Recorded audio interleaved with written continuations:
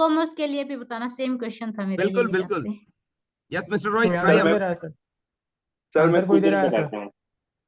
Hello हाँ जी हाँ बोलिए रॉय। बताइए सर। सर, मैं बताता हूँ सर, जैसा मुझे भी ध्यान नहीं आ हाँ रहा, कोई मैं प्रॉब्लम नहीं, बताता आप हूँ ट्राई सर। कीजिए, शाबाश बोलिए। मैं- उसके बाद निशा, आप हिंदी हिंदी वाले स्टूडेंट्स को लेना, सोनी को, और यहाँ पर पूजा भी थी शायद।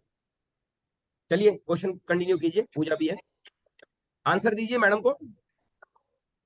सर मैं देता हूँ सर। अभी सर कोई ध्यान में नहीं आ रहा सर, मैं बताता अच्छा हूँ सर। ओके ओके, आप सर प्लान कर लीजिए मैं दो कुछ चार दे मिनट। देता हूँ। बाय दैट टाइम मैं मैं अभी आंसर कुछ मेरे देता हूँ सर। आप लोगों को चांस दे रहा हूँ। ओके, आप लोग अपना डिस्कशन शुरू कीजिए, पर उससे पहले सिंस माय न्यू स्टूडेंट से मिलवा दूं और इनसे भी पूछ लूं थोड़ा सा, ताकि आप लोगों से फेमिलियर हो जाए, शाइनेस ना रखे, ये भी आप लोगों से बात करे। और आज फर्स्ट डे है इनका, तो मैं चाहूंगा ये थोड़ा सा फेमिलियरिटी हो जाए। ओके, तो सबसे पहले तो भाई यस सर। दिनेश, मैं आपसे जानना चाहूंगा फिजिकल एजुकेशन टीचर क्यों बनना चाहते हो? कोई रीजन, एक रीजन दे दो बढ़िया सा। सर मैं जब छोटा था तभी से मेरी स्पोर्ट्स में काफी दिलचस्पी थी, ओके, और उसी के चलते मैं 12th के बाद में गेम्स करता रहा, और वेरी गुड। ग्रेजुएशन के बाद मैंने बीपीएड में एडमिशन लिया। बिल्कुल, आपने बीपीएड कितने परसेंट से पास आउट किया? 62% से। ग्रेट। और मिस्टर सुनील, आपका गेम कौन सा है? मेरा रेसलिंग है सर। रेसलिंग, दिख भी रहे आपको, देखो एकदम हट्टे कट्टे, एकदम रेसलर ही लग रहे हैं। तो सर बचपन से मैं रेसलिंग कर रहा था, तो कुछ पर्सनल प्रॉब्लम आ गई तो वो छूट गई, लेकिन मेरे अब भी ये लग रहा है कि मैं अगर इस फील्ड में आ गया तो कम से कम बच्चों को तो मैं ये तैयार कर सकता वेरी हूँ। गुड, बहुत बढ़िया बहुत बढ़िया। चलिए कंटिन्यू कीजिए अपने क्वेश्चंस पे। निशा, आप क्वेश्चन पूछना चाहेंगे कोई हिंदी का? यहाँ पर सर पूजा मेरा और सब है, क्वेश्चन फिर आप। रामकिशोर सर से है। हाँ जी विकास। मेरा क्वेश्चन रामकिशोर सर से है कि पुस्तकालय वर्गीकरण का किस प्रकार विकास से आपकी किया वॉइस जाता है कम और आ रही है, किस थोड़ा आप किस प्रकार लाउडली होते बोलो हैं? अगर क्वेश्चन पुट अप करना है तो। रामकिशोर पुस्तकालय सर वर्गीकरण। विकास सर का ये क्वेश्चन है कि पुस्तकालय वर्गीकरण के बारे में पूछते हैं सर। पुस्तकालय वर्गीकरण के बारे में बताइए sir. Yes Ramkishore, he want to ask answer from you. देखिए, हाँ यस सर, पुस्तकालय वर्गीकरण एक विधि है जिसके तहत जो स्टैक में बुक रहती है, स्टॉल, उनको अरेंज करने का एक तरीका है। ओके सर मैं एक सर। क्वेश्चन पूछना यस यस प्लीज। इसके प्रकार कितने होते हैं सर? इसके प्रकार कितने होते हैं? रामकिशोर सर, शायद वो म्यूट हो गई है ये गलती टाइप्स से। इसको बताने, जी जी जी जी। टाइप भी बताना है सर, कितने प्रकार का होता है? रामकिशोर टाइप से बताइए प्लीज। क्लासिफिकेशन के टाइप्स नहीं होते, वो उसके मेथड होते हैं। जैसे डिफरेंट डिफरेंट ओरिजिन से डिफरेंट डिफरेंट स्कीम बनाया गया है। क्या जैसे सर अगर इसके इंडिया की बात करेंगे तो रंगनाथन साहब ने बनाया है सीसी, यानी कोलन जी क्लासिफिकेशन। अगर हमने अमेरिका की बात करी तो वहाँ पे चलता है डीडीसी, यानी डेविड डेसिमल क्लासिफिकेशन, जो कि तो मेलविल सर डेविड द्वारा दिया गया है। इसी तरह एक यूडीसी चलता है। ये सारे क्लासिफिकेशन मेथड हैं जिसके तहत रैक पे क्या करते हैं, बुक को अरेंज करते हैं उस मेथड से। तो सबके आप हमें बनाने ये के बताएंगे डिफरेंट सर, डिफरेंट तरीके हैं और फॉर्मूला है। प्योर इन्यूमरेटिव, ऑलमोस्ट इन्यूमरेटिव और ऑलमोस्ट फेसेटेड, इसमें कौन कौन classification, library of Congress classification किस में जाएगा, डीडीसी किस में जाएगा, यूडीसी किस में जाएगा और सीसी कहाँ पे जाएगा, इसको बताएंगे। विकास देखिए, माइक को हाथ इनोमरेटिव में रखो, क्लासिफिकेशन वॉइस की अच्छी अगर आएगी। बात करेंगे ना, तो इनोमरेटिव क्लासिफिकेशन तो राइडर इंटरनेशनल चल जाएगा और लाइब्रेरी ऑफ कांग्रेस चला जाएगा, ठीक है। अगर रीजनली फेसेट करेंगे तो सीसी का 1 से 3rd एडिशन तक चला जाएगा। लेकिन अगर फेसेटेड की बात करेंगे तो सीसी का 6th एडिशन जाएगा, ठीक है। और आप जो बात की है कि ऑलमोस्ट इनोमरेटिव, तो उसके तहत डीडीसी चला जाता है। तो ये डिफरेंट डिफरेंट सेक्शन में सबको बांट बांट रखा है। ऐसा कहना सही रहेगा कि सर डीडीसी एक सबसे सर बेस्ट है मेरा एक सर? क्वेश्चन था। हाँ जी बस एक मिनट जी सर मैम, क्या ऐसा कहना सही रहेगा कि डीडीसी सबसे बेस्ट है? एकदम बेस्ट है, क्योंकि देखिए इसको कहा गया ऑलमोस्ट इनोमरेटिव। तो कहने का मतलब आपको एक बुक दे दिया गया, उसमें जो भी नए क्लासिफिकेशन आ रहे हैं, मतलब सब्जेक्ट आ रहे हैं, उसको ऐड करते दिया जा रहा है। तो जिसको कहते हैं ये फेनिक्स शेड्यूल, ठीक है, जिसके तहत नए नए क्लास को ऐड किया जाता है। तो जी ये जी। अपडेशन है और समय के साथ अपडेट और इसमें नए सब्जेक्ट ऐड होते हैं daily. Thank you sir sir. मेरा एक क्वेश्चन था, जितने भी हमारे टीचर्स अवेलेबल है यहाँ पे, सबसे कोई भी मेरे को एक स्पेसिफिक आंसर दे सके तो। बोलिए बोलिए। How do you differentiate your teaching from others? Provide some couple of examples. How your teaching is different from others? हाँ, how do you differentiate your teaching, ये आंसर मतलब सोनी जी व्हाट इज। बताएंगे, सोनी जी अभी तक बिल्कुल नहीं बोले हैं। और या फिर निशा को चांस दो और किरण बता। हाँ जी सोनी मैडम आप बताइए कुछ अनम्यूट करके कि आप अपने टीचिंग पैटर्न को डिफरेंट कैसे रखेंगे, मींस क्या स्टाइल अंदाज कैसे रखेंगे, कैसे हाँ, बाकी अलग रहेंगे, बाकी लोगों से वो कैसे आपको बता कैसे रहा हाँ है, एक शब्दों की डिफरेंट पढ़ने कैसे का। रहेंगे, हाँ जी। बिल्कुल। नहीं सर, नहीं बताऊंगी।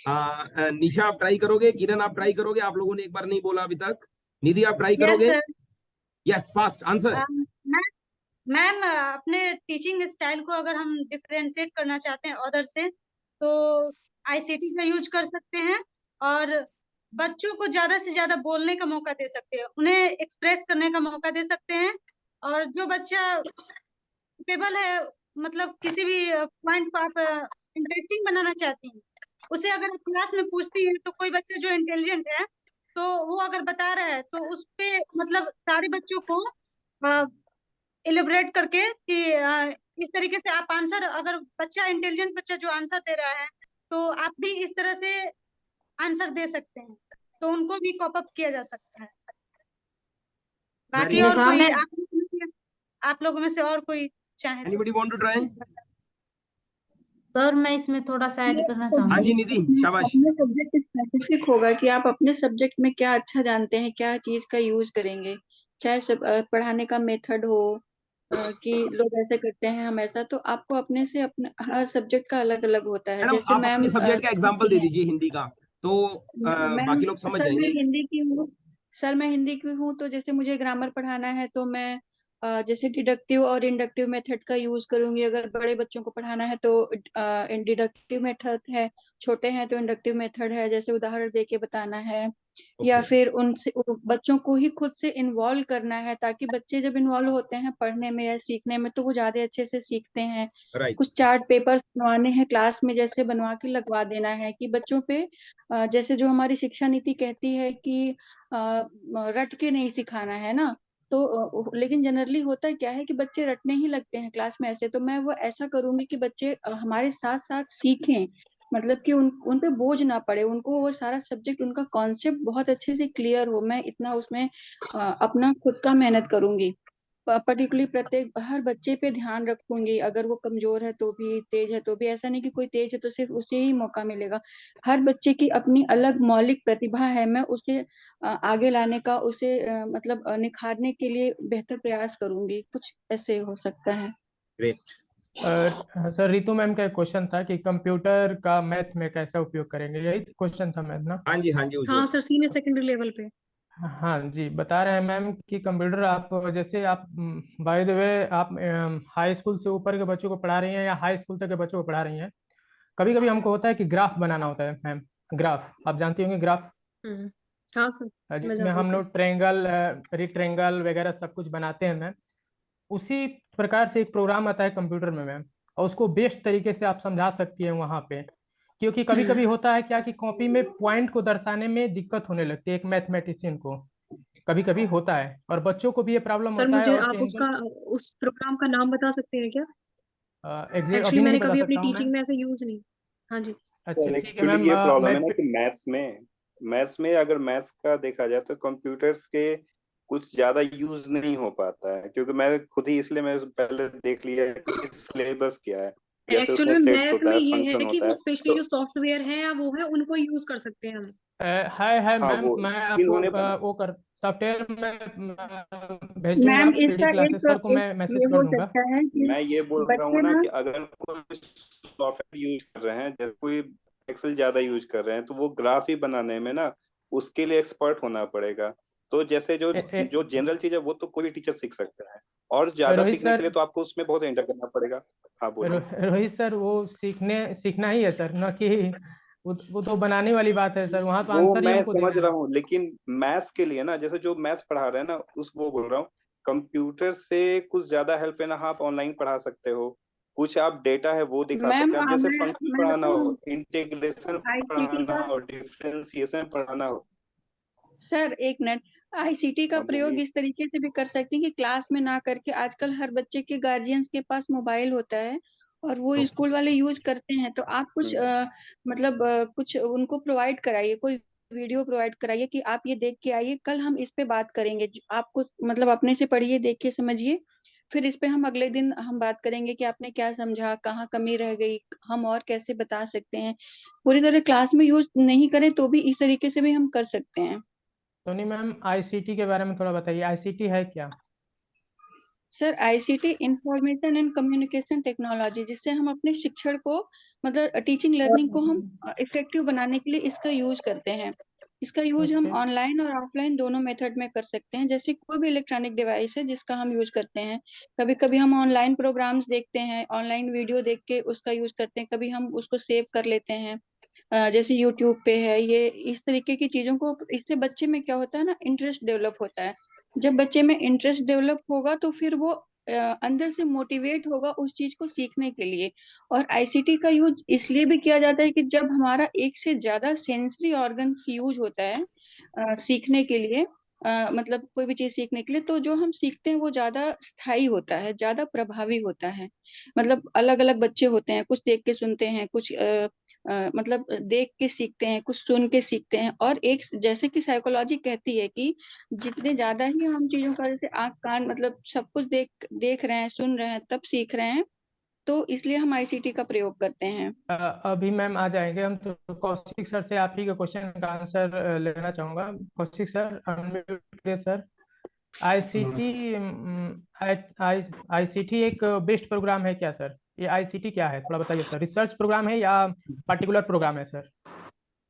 नहीं सर, जो आईसीटी का कह सकते हैं इंटरनेट और नई तकनीकों का जो अभी जो हाल में चल रही है उनका उपयोग ही करना, कुल मिला के सबको मिलाकर कह सकते हैं, सबको मिलाकर कहते हैं आईसीटी कह सकते हैं। इसका उपयोग बहुत विभिन्न तरीके से किया जा सकता है। जैसे एक नए कोई अच्छा वीडियो देखकर, इंटरेक्टिव वीडियो देखकर आप उन अच्छे से समझा सकते हैं, कॉन्सेप्ट क्लियर करा सकते हैं। और एक बहुत अच्छे से टेस्ट भी ले लिया जा सकता है इसके अंदर। और और और इन कार्टून की तरह जो आजकल बहुत चलता है कि पढ़ाने में यूज किया जाता है, उसका भी उपयोग किया जा सकता है। मैं सर शॉर्ट वर्ड में बोलूं आईसीटी का यूज। यस सर, बोलिए सर। देखिए, आईसीटी का फुल फॉर्म तो सभी लोग जानते हैं। मतलब कहने का सेंस हुआ, अगर आप कोई भी फील्ड में, आपका ऑक्यूपेशन कुछ भी हो प्रोफेशन, अगर आप डिफरेंट इलेक्ट्रॉनिक्स डिवाइस और इंटरनेट का यूज करके आप अपने उस सेवा को बेहतर बनाते हैं, चाहे आप ऑडियो वीडियो फॉर्म में हो, चाहे जो है आप जो है उसके किसी तरह मोशन तरह में हो, कोई ऑनलाइन ट्रैकिंग में हो, जैसे डिफरेंट तरह के सेगमेंट है इससे रिलेटेड, ठीक है। तो मतलब आप इलेक्ट्रॉनिक्स चीजें और इंटरनेट को यूज करके जब इस सर्विस को लेते हैं तो यही ओवरऑल आईसीटी कहलाता है। अब रितु मैम, आपका क्वेश्चन का आंसर मिल गया होगा। मैम सुनिए, आईसीटी जो होता है एक रिसर्च प्रोग्राम होता है, न कि एक पार्टिकुलर प्रोग्राम होता है। और मैथ में आपका आईसीटी तभी उपयोग हो सकता है जब आप विजुअलाइजेशन करने के माध्यम से आप बच्चों को सिखाना चाहते होंगे। लेकिन एक पार्टिकुलर सॉफ्टवेयर के रूप में आप समझाना चाहेंगे? अगर कोई डिफरेंशिएशन अगर कोई पढ़ाना चाह रहा हो तो आप ये बताओ आईसीटी का हेल्प से डिफरेंशिएशन इंटीग्रेशन कैसे कोई बताए और कैसे उसका हेल्प लिया जाएगा? क्या सर? जैसे मैथ्स में 11-12 में डिफरेंशिएशन हुआ, इंटीग्रेशन हुआ, ठीक है, तो आप कैसे कंप्यूटर से हेल्प लेके आप किसी बच्चे को, अब वो कोचिंग, वो जो वीडियो आ रही है ट्यूटोरियल यूट्यूब पे, उसको छोड़ के आप कैसे बोल सकते हैं बच्चे को? आप लोगों ने देखा है कि जो वही भी तो बात एनसीईआरटी की वही बात मैं भी बोल रहा हूँ रोहित सर, वही बात मैं भी बोल रहा हूँ कि जो आईसीटी एक रिसर्च प्रोग्राम में विजुअलाइजेशन कर सकते हैं आप, ठीक है, जहां तक हो सकेगा विजुअलाइजेशन करेंगे। लेकिन एक पार्टिकुलर प्रोग्राम, इसको एक्सेल तो नहीं ना मानेंगे सर, इसको माइक्रोसॉफ्ट ऑफिस तो नहीं मानेंगे ना, जिसमें हम बच्चों को समझा सकते हैं कि भाई ये ग्राफ है, हमने ये ग्राफ बनाया है बाबू, ये खींचा है मैंने ट्रेंगल, यहाँ एक बिंदु मैंने रेड कलर से इंगित किया है, एक येलो कलर से इंगित किया है। ना कि आईसीटी में आप तो ऐसा करेंगे नहीं सर। वही मैं मैम को बताना चाहता हूँ सर, उसको ही मैं डिफरेंशिएट करना चाहता हूँ। अदरवाइज मैं कुछ सर आपका literacy sir 21st century skills है जो हमारी, उसमें हम कई सारी स्किल्स के बारे में बात करते हैं। उनमें हमारी एक होती है लिटरेसी स्किल्स। Right, okay. उस लिटरेसी स्किल्स के अंदर हमारी इंफॉर्मेशन लिटरेसी आती है, हमारी मीडिया लिटरेसी आती है, हमारी टेक्नोलॉजी लिटरेसी आती है। आप अगर आपको किसी को थोड़ा पता हो तो क्या बता सकते हैं आप मुझे इसके बारे में? Information literacy, media literacy and technological literacy, what do mean by these terms? Kaushik sir, क्योंकि ये 21st सेंचुरी स्किल्स में है तो इट इज इम्पोर्टेंट। सर अगर टेक्नोलॉजी अगर अगर देखा जाए तो जो अप टू डेट जो भी अगर जो यूज कर रहे हैं हम लोग इलेक्ट्रॉनिक्स से, तो उसे हम लोग ले सकते हैं टेक्नोलॉजी में। जैसे आज के डेट में अगर मोबाइल ही अगर देखें तो अब नया नया वो अपडेट हो रही है, तो टेक्नोलॉजी में ले सकते हैं। अगर मीडिया अगर देखा जाए तो आप किस किस मीडिया का यूज कर रहे हैं, जैसे सर फिलहाल हम लोग ये फॉर स्टूडेंट पर्पज से बताना है हमको कि हाँ, 21st अगर फॉर सेंचुरी स्टूडेंट में। के पर हाँ अगर फॉर स्टूडेंट के पर्पज, जैसे अभी जूम से हम लोग ये कर रहे हैं वीडियो चैट, तो अगर क्लासेस भी अगर बच्चों को लिया जा रहा है तो वो एक मीडिया होगा। मोबाइल का यूज लिया जा रहा है, जूम ऐप का यूज लिया जा रहा है, तो ये सब मीडिया के थ्रू हम लोग कर रहे हैं। और अच्छा, ये मीडिया लिटरेसी में आएगा। ओके पूनम। हाँ कि किस मीडिया में। और क्या था मैम आपका? इंफॉर्मेशन लिटरेसी थी सर। इंफॉर्मेशन जो आप दे रहे हो, मतलब रोहित सर, इंफॉर्मेशन क्या मीडिया होता है? Information collection of literacy data का होता ऐसा है। है ना, रोहित सर, इंफॉर्मेशन मतलब मीडिया होता है लिटरेसी कलेक्शन ऑफ के डेटा। बारे में एक बार और रामकिशोर सर निशा बोलिए, मैम, मीडिया के बारे में बताइए जरा ना, media yes Puja information want to literacy के बारे में वांट टू बताना चाह आस्क रही वन है। Question, please wait. उन्होंने एक बार भी नहीं जी पूछा। पूजा किससे पूछना चाहते हैं? निशा मैम, निशा मैम, हिंदी यस मैम। निशा जी, गेट रेडी। बोलिए। जी मैम, आप पीआरडी के टीचर हो, मतलब आपके बच्चे बहुत छोटे छोटे होते हैं तो उनकी हैंड राइटिंग बहुत खराब होती है, तो आप कैसे उनको हैंड राइटिंग कैसे सुधारोगे? बताइए पूजा जी। मैम हैंड राइटिंग उनको सुधारना है तो मैं खुद से उनको पहले लिख के बताऊंगी कि आप जो अक्षर जो बना रहे हो, अगर आप इस तरीके से बनाओगे तो ये ज्यादा अच्छा बनेगा, और फिर मैं उसे अभ्यास करने के लिए दूंगी। मैं इसमें जोड़ना चाहूंगा। यस हाँ यस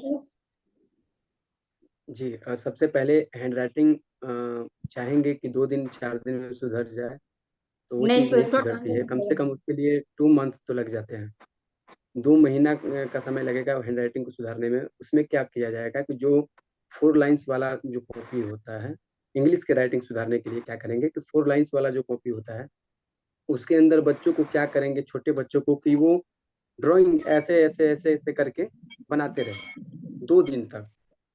वैसे वैसे 2 दिन तक ड्राइंग बनावे, उसके बाद फिर अगले 2 दिन तक उसको कहेंगे कि तुमको इसमें जो मन करे वो गोल गोल करके बनाओ। फिर गोला करना सिखाएंगे।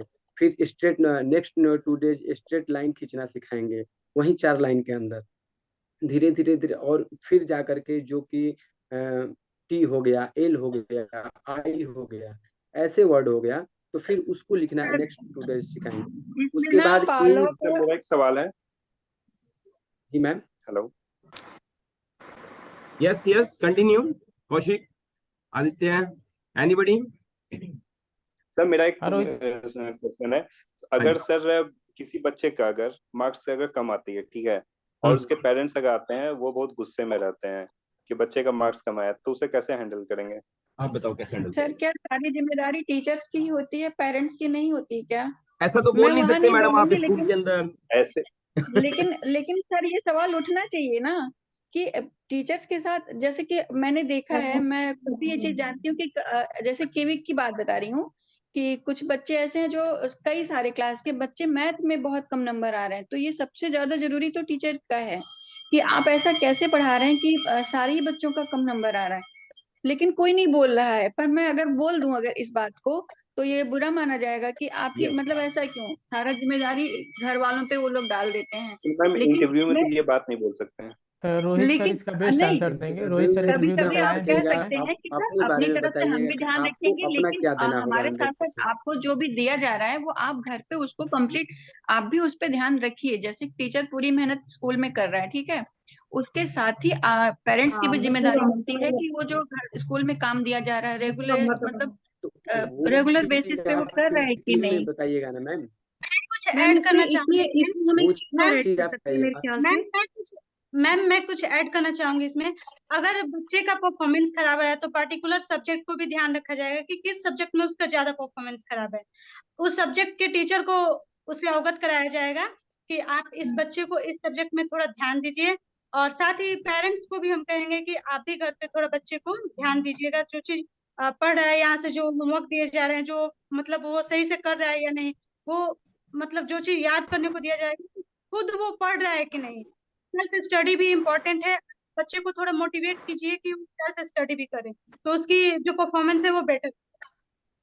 रोहित निशा मैम सर से इसमें आपसे मैं मैं हम एक पार्टिकुलर चीज और आंसर ऐड लेना कर सकते चाहूंगा। हैं।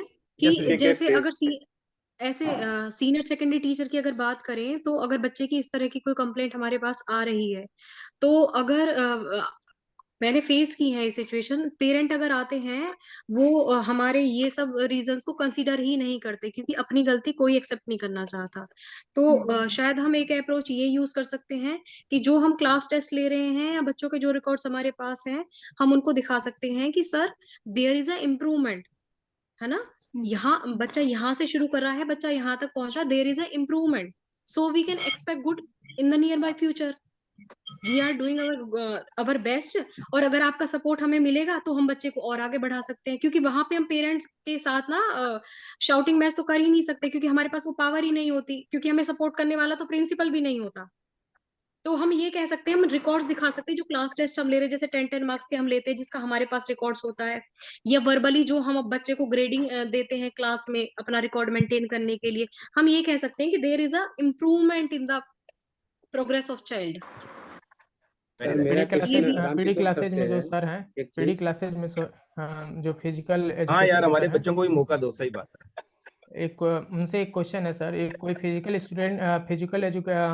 कोई स्टूडेंट आता है और उसका जो माइंडली फिट नहीं है सर, वो माइंडली रूप से फिजिकल के लिए फिट नहीं है, तो आप कैसे करेंगे उसको फिट सर? कैसे हैंडल करेंगे आप? क्योंकि सर देखो, उसको हैंडल करने के लिए पहले तो हम उसकी माइंड की जो कंडीशन है उसको देखेंगे कि वो उस चीज में इंटरेस्ट ले रहा है नहीं ले रहा है। अगर नहीं ले रहा है तो क्यों नहीं ले रहा है, उसका रीजन जानेंगे।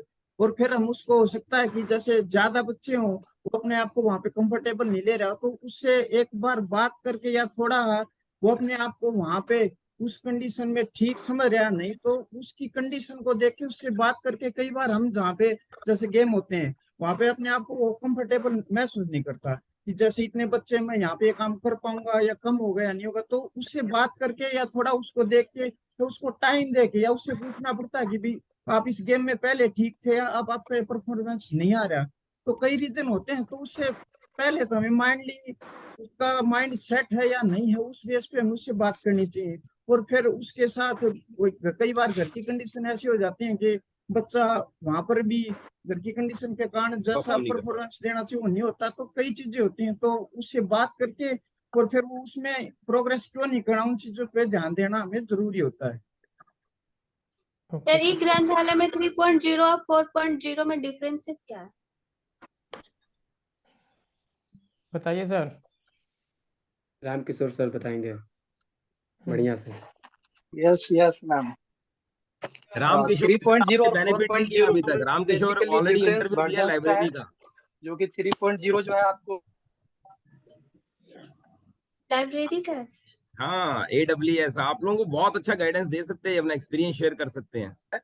तो केवी में अगर एक जगह पर कोई डेटा फीड होगा तो सारे केवी की स्कूल उसको एक्सेस कर सकते हैं, जो उसके ये नेट वाले रिसोर्सेस है उसको। लेकिन फिजिकली तो जो आपके लाइब्रेरी के अंदर में बुक्स है उनको फिजिकली जाके ही करना पड़ेगा। तो बेसिकली दोनों में डिफरेंस यही है कि 3.0 क्या है, लैंड बेस्ड है, और 4.0 क्लाउड है, यानी नेट से एक्सेस कर सकते हैं। सर कोई बताएगा, एक क्वेश्चन था कि सीबीएसई क्या है? सीबीएसई क्या है, इसका कार्य क्या है? सीबीएसई का सेंट्रल बोर्ड ऑफ उठा था मैम, कार्य कल भी ये क्वेश्चन उठा था। सीबीएसई का फुल फॉर्म है सेकेंडरी बोर्ड ऑफ इसके कुछ कार्य भी बताइए। Secondary education. हाँ, और इसका कार्य है माध्यमिक शिक्षा को प्रमोट करता है और एक जैसा पाठ्यक्रम बनाता है पूरे भारत में, जिससे कि पूरे पाठ्यक्रम में जो शिक्षा है उसमें एक रूपता लाई जा सके। इसका कोई दिए वाक्य भी है क्या सीबीएसई का? मुझे अभी ध्यान नहीं आता है, लेकिन शायद अष्टमा सदगमय है क्या? Central board of secondary education established हुआ था ये 1921 में, और ये एक गवर्निंग बॉडी है जो कि एग्जाम कंडक्ट कराती है हर तरह के, और स्कूलों को एफिलिएशन देती है। Yes ma'am. विकास सर, इसका कोई मोटो है क्या? विकास सर वही अस्तो मा सद्गमय तमसो मा ज्योतिर्गमय मृत्युर्मा अमृतम। हाँ, ये सही है। मुझे लगा कि सर आप इसका बेस्ट देंगे, इसलिए मैं बोला कि विकास सर इसका कोई आंसर है क्या? रामकिशोर सर से मेरा क्वेश्चन है sir, please ma'am. Soni ma'am, sir हाँ हाँ मैम आपसे जी। रामकिशोर सर, रामकिशोर सर से एक क्वेश्चन है। सर विकास सर पुट और करिए। डीडीसी के अंदर डिफरेंस क्या है? अगर डिफरेंस आपको बताना हो तो सीसी और डीडीसी के अंदर डिफरेंस क्या बताया जाएगा सर? अनम्यूट करिए रामकिशोर। आवाज नहीं आ रही सर। सीसी और डीडीसी में डिफरेंस नहीं हो सकता। सीसी क्लासिफिकेशन है और डीडीसी, सीसी ACR2 बोले हो या ये बोले हो आप? क्वेश्चन कॉलोन रिपीट करो। क्लासिफिकेशन, कॉलोन क्लासिफिकेशन और DDC Dewey decimal classification. DDC, हाँ। कोलन क्लासिफिकेशन जो है वो ऑलमोस्ट एसोसिएट क्लासिफिकेशन है, ठीक है। और डीडीसी क्या है? इनोमरेशन, मतलब ऑलमोस्ट इनोमरेशन क्लासिफिकेशन है।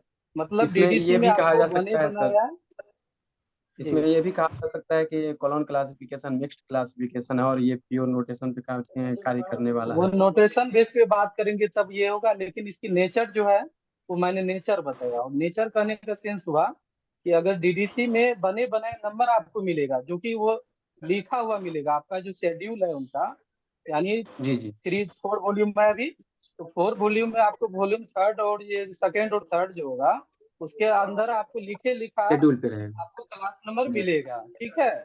लेकिन सीसी में आपको फेसेट जो PMEST है, 5 फंडामेंटल कैटेगरी, उनको आपको डिफरेंट फॉर्मूला लगा के जो रंगनाथन साहब ने दे रखे हैं उसको जोड़ना पड़ेगा। जोड़ने के बाद ही आप क्लास तक पहुंच सकते हैं। वहाँ बना बनाए नंबर आपको नहीं मिलेंगे। तो मूल सर बेसिक ये होता है, वो आपने नोटेशन की बात किया था।